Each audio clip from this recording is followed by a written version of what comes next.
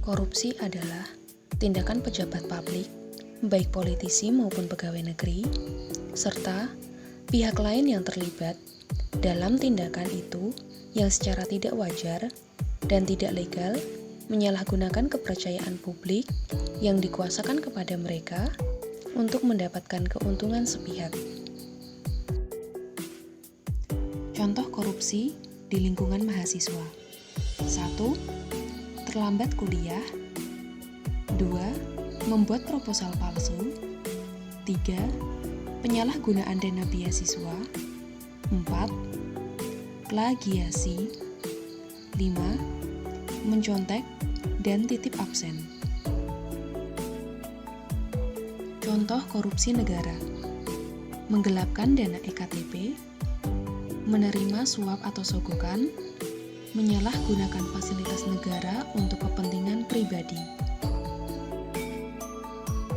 Contoh korupsi di masyarakat: 1. Memberi uang damai saat ditilang polisi.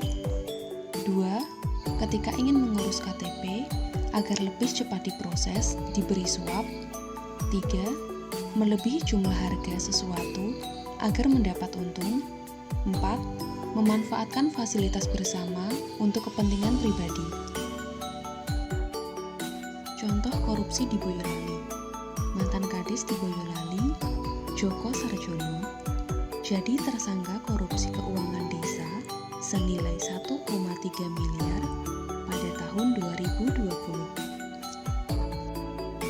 Abdul Rohim terlibat kasus korupsi dalam mengelola dana simpan pinjam dalam Program Nasional Pemberdayaan Masyarakat atau PNPM Kecamatan Banyudono senilai 124 juta pada tahun 2010.